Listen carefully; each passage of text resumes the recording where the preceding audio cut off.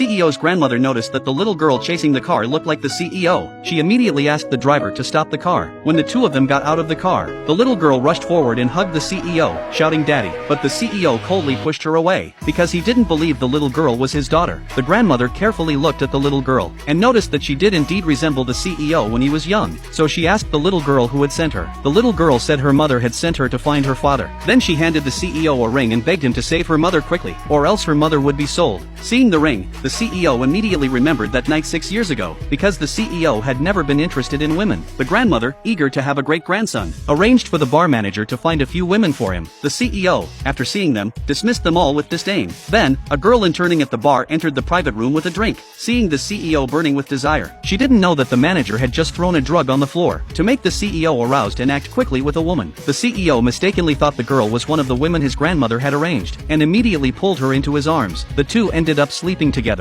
Afterward, the CEO gave the girl a ring as compensation. 6 years later, the woman had raised their daughter alone. That day, the woman's aunt tried to marry her off to a penniless man for a dowry. The woman refused and was locked in a room by her aunt. To escape, she secretly told her daughter to find the CEO and ask him to save her. This led to the earlier scene where the little girl chased the car shouting "Daddy." Fortunately, the CEO saw the ring and remembered what had happened in the past. Suddenly, the little girl collapsed from exhaustion. The CEO immediately took her to the hospital, and then arranged for an assistant to do a DNA paternity test. The results confirmed they were father and daughter. The grandmother was overjoyed, and immediately asked the CEO to bring the little girl's mother home. Unbeknownst to them, the woman had already been tied up by her aunt, and sold to the penniless man for $100,000. To ruin the deal, the woman deliberately revealed she was no longer a virgin and had a daughter. Her aunt slapped her and told her to shut up. Fortunately, the CEO arrived just in time. Seeing the woman injured, he was furious, and ordered the bodyguards to give the aunt a harsh lesson. Then he carried the woman to the hospital for treatment. Now that the CEO knew the woman was not the gold digger his grandmother had arranged for him, he felt guilty about what had happened between them. To take responsibility, he decided to marry the woman. Then he took her and their daughter back to the mansion.